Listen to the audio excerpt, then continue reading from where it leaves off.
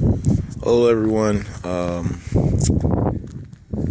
This is the 1989 van that I have for sale on eBay currently.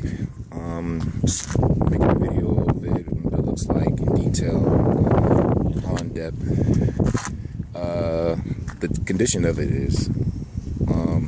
As you notice right here, the first time is the major rust area. It looks like it's been hit or sideswiped, but that didn't affect the door function at all.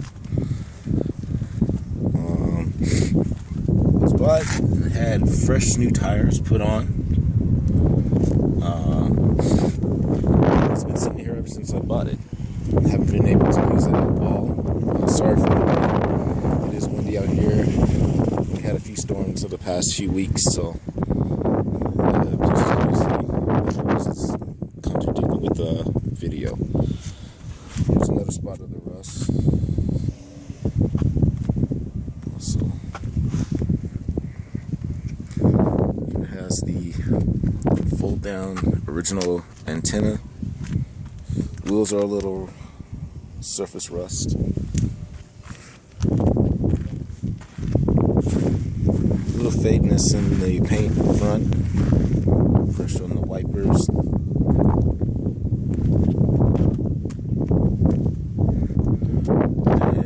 And I've seen quite a few of these before, but this is the first one that I have not seen no dents on the roof.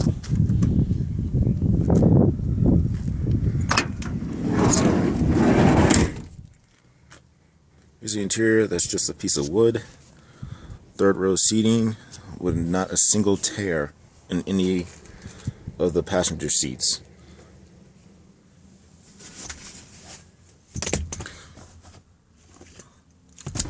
That's the air conditioning and heater controls in the back for the passenger. This is one of the panels that are missing. I have no clue where it is. Looks exactly like this one. I don't know where it is. I asked the previous owner where it was and they don't know where it is as well. Also, the door pack panel is missing as well, and I think they took it off to try to fix the locking mechanism on the back door for the electrical controls. A few minor dirt spots, not stains though, they're pretty washable. Also have the original floor jack.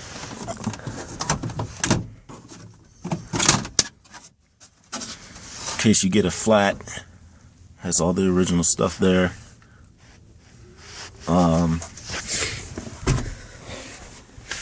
Also, again, fold these seats down in case you need something big to be put in. Also, detach them back there with a lever. Pull that up and it all comes out. Same thing with the front or the middle seats.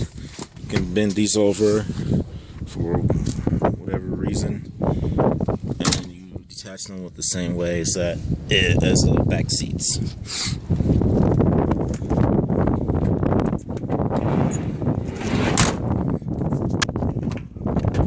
This is the front passenger seat. It's a little dirty. Seatbelt obviously work.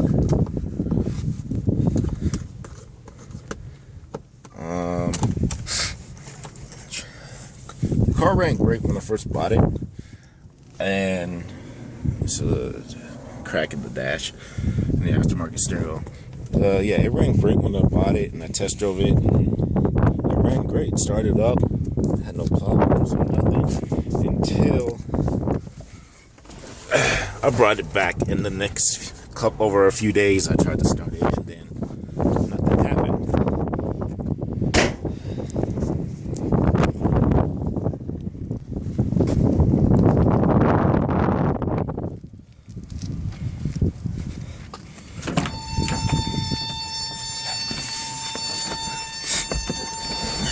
Also, it's coming with a brand new battery that I just replaced about a week ago. Here's the driver compartment. That's quite annoying. I was going to disable that if I kept this van. So I'm about to demonstrate all the things that work. The signal does. Lights. Full drive does work. But of course the engine has to be running for it to disengage. The locking mechanisms for the doors work as well. The defroster for the windows work. Air works. I'm not sure if the AC works because I didn't want to try it in 10 degrees below weather. Has the AC rear options, of course, for the rear, and the stereo, which is the original.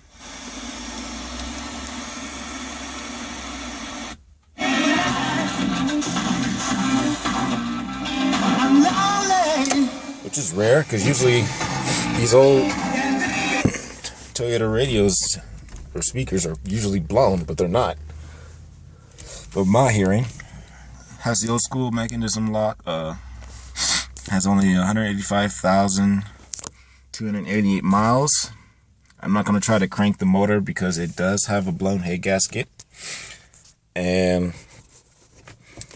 I do not want to endanger the engine of hydro locking it, because the blown head gasket is blown where the coolant is flowing straight to the engine, and if I tried to crank it, coolant can possibly get sucked into the cylinders and cause a hydro lock, and that will really do the motor in, and you really have to buy a whole new brand new engine. To access the engine, go down here, flip this mat, and you just this little simple click, little lever that you just click. You should be able to lift the whole thing, and there's your engine. Now, the owner told me that it was a rebuilt engine, and when I saw how dirty it was, I kind of didn't believe it. But as I looked closer to the head, and then I looked at the receipt of how long ago it was done, which was based in 2011, I kind of see why and how it got really dirty pretty quickly, because this recent snowstorm and weather has been causing a whole bunch of cars get dirty just driving on regular roads. As you can see, not many clean cars out here because the city workers lay down salt, dirt, and gravel on the roads for traction. So I can see why it got pretty dirty under there quickly, since there's no undercarriage or plate to prevent dirt from being thrown in. Here's the radiator fan, so it makes sense that stuff that's being blown by this thing gets blown all over the engine. Okay. Other than that issue, this van drove really straight. I don't know whoever put the steering wheel on didn't put it on straight, and that's usually what happens when someone buys aftermarket steering wheels. They never put it on straight, they just throw it on there. Don't know what happened to the original one, but I kind of like this one better because it's smaller and it was easier on the hands when driving this thing. Cruise control worked really well. There's the roof. Not a single tear except for this one, ironically. And this is from when the person lifts, I guess when the previous people who worked on it or so lifts the seat.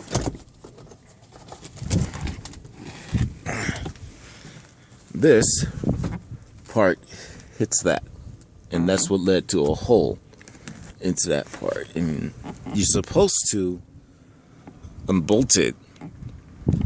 Unbolt that and the seat itself, and then the cover goes back naturally against the middle part of the seat and lay rest, so that way you can work on it. This is another default of the interior. It was extremely cold, so it kind of makes sense that this, what is this, 87? is kind of makes sense that this 27-year-old plus plastic cracks under the extreme cold. The wipers work. They don't like the cold either, but once you unfreeze them, they work very well. A very rare occasion is the rear windshield wiper worked, and that's rare. I ran into a couple cars, and rarely does the rear wipers actually work, and it was very effective, especially when I went and bought it. The car sat in front of the house for a few weeks and had snow all over it, and ice created on the window, so I turned that on with the sprayer and defrost the whole back window, and my review was visible. Okay, other than that, I mean, cosmetics, you can fix the rust if you're really good at body work or know someone who is. I mean, this was a good running van. I really wish, there's where you put your windshield wiper cleaner there.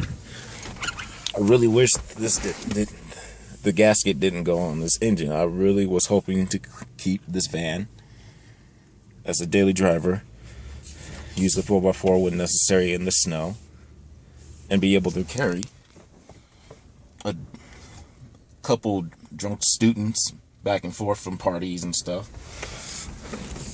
and just have fun with it. And you know, it was going to be my back and forth transportation from Colorado to California whenever I leave for vacation. Now, I have all the receipts, every single receipt that was done to the when this guy owned this van from 2001 to pretty much when I took over. And what happened, the reason why he sold it is because he got a little too old to drive around in it. So it sat in 2013 for a bit, which is why the registration tags were only of 2013, because he got too old to drive around. So his son took over it, and he didn't want to drive it either. Sorry for the wind.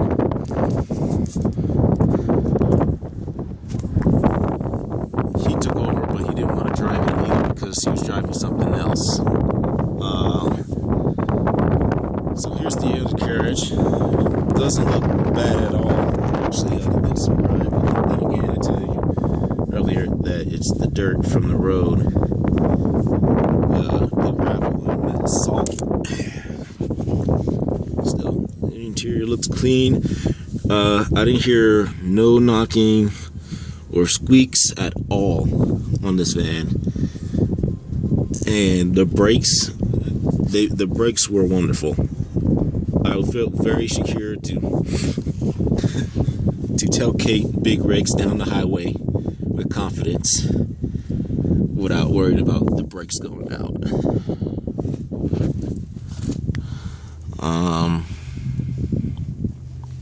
Here's the underside of the engine. Looks pretty clean. Well, not clean, but it's a little dirty. But yeah, I kind of believe that it's a recently rebuilt motor.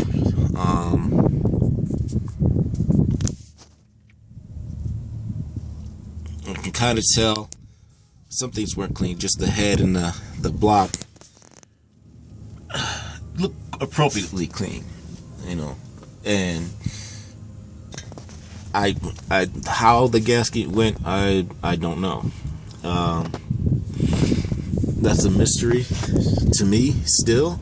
A couple people messaged me on eBay with their theories about, oh, someone didn't torque down the cylinder head right, or they used a cheap gasket to use that. And I also want to throw in that maybe because of the cold, it didn't play in favor of running this engine in the cold, because I think that what happened was part of the coolant froze up, or maybe the gasket froze up and cracked as soon as you started it or started running. And then, you know, for the most part, the van was sitting for most of its time And the guy who driven it back from the mailbox and back, which is about 5 miles journey, probably about a couple times a week at most.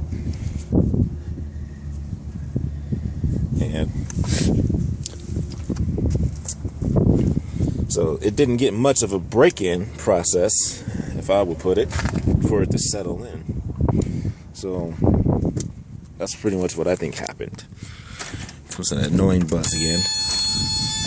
I don't know why I tell you to put that in there. I thought that was okay.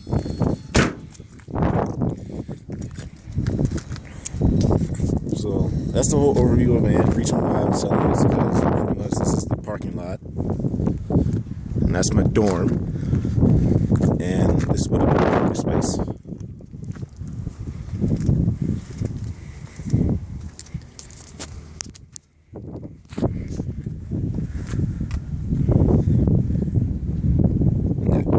So if you have any questions, go ahead and message me about it. If you're interested, go ahead and click on the link in the description of the video.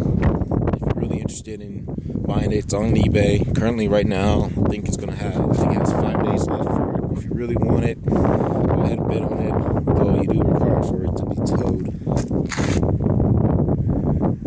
on a trailer or disconnect the drive shaft to tow it on the dolly.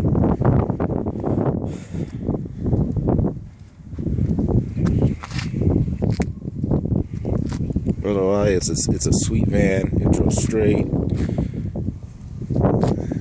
Brakes work. Just that engine just needs a new head gasket and a properly done procedure. And make sure you have somebody else do it who knows what they're doing.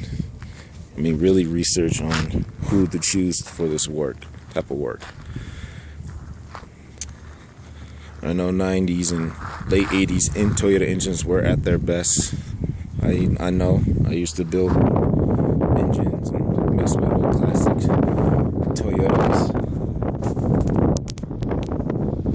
And a couple factory torque specs were not properly